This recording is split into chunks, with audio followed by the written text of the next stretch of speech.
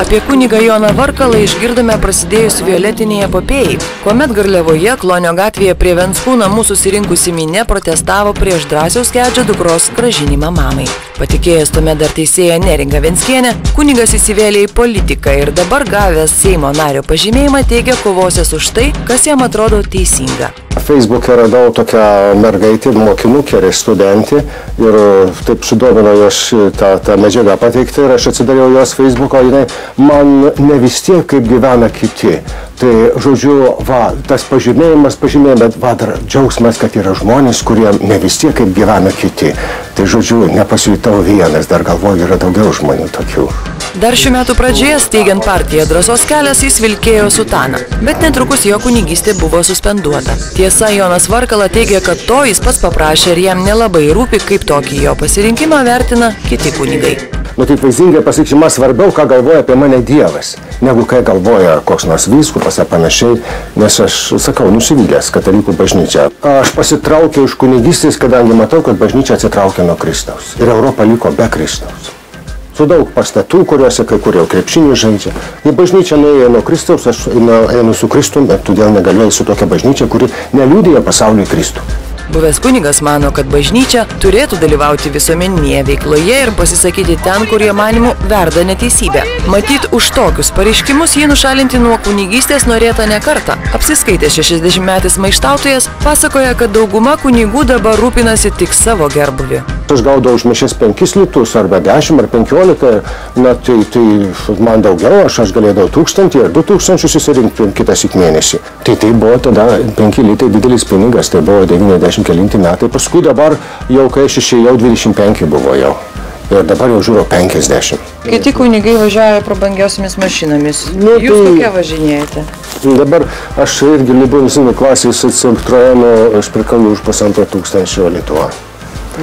Limuzinų klasės važiuojame, supratau. Gyvenate šiuo metu, sakėte, ne pas save. Ne pas save, nu. Tai jūs dabar glaudžiatės pas vienus draugus, pas kitus draugus. Ir kas tokio, ir gyvenu taip, Kauniečiui parlamentarui lyg ir priklausytų butas Seimo viešbutyje, tačiau jis dar nežino, ar ten gyvens. Sako, priklausys nuo atmosferos. Jonas Varkala prieš rinkimus deklaravo, kad turi turto už 19 000 litų. Regis vis dėlto iš parapijiečių aukų šiek tiek susitaupė ir nusipirko seną namą Kauno rajone. Kaip teigia, namą įsigijo dviese. Su kuo jūs per pusę tą namą nusipirkote?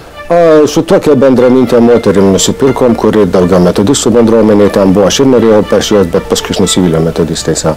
Nes, man tai daug... Gal šeimą sukursite, baigęs... Labai natūralu, galbūt visiškai, ką. Nes, matot, celibatas yra toksai irgi, sakyčiau, liberalizmo ar buržuazinės dvasios palikimas, nes celibatas ne todėl, kad žmogus be šeimos aukotųsi, bet todėl, kad nepaveldėtų bažnyčios turto. Perspektyva būti nukaršintam kunigų pensininkų slaugos namuose Jono Varkalos nevilioja. Paprašytas patikslinti, gal bažnyčia jis vis dėlto metė dėl moters, jis apie naujai užgimusius santykius kalba tik užuominomis. Gal atsisakėte ir dėl to, kad vis dėlto ir moterį pamylote ir prie šono turite? Manyčiau, žinot, jeigu bus jau 25 metų, tai taip, o kada jau 60 metų, tai jau daugiau, žinot, lemia kiti faktoriai. Kai Fromas sako, gali gyventi dviese, kas sugeba gyventi vienas. Aš sugebėjau visą laiką gyventi vienas. Žmogus turi kažko laukti, turbūt laukiama šiaip. Išsisukote iš klausimo, tai vis dėlto anksčiau? Ne anksčiau, aš tik tai kada bendravau su metodistais, tai daugiau šitas. Matot, ta moteris, mes esam krikščionys, jinai savo kavinėje kryžių pakabino ir mus krikščionybė daugiausiai sieja. Pasaulietišką gyvenimą pasirinkęs buvęs kunigas dabar jau turės nuolatinį uždarbį ir nevaržomas jokių dogmų galės kurti šeimą. Nors Jonas Varkala abejoja, ar Seime išsilaikys visą kadenciją, sako, dėl savo sprendimo ramus. Nusivylė bažnyčia, galbūt nusivils Seimu, bet bus bent užtikrintas, kad padarė viską, kas jo manimu teisinga.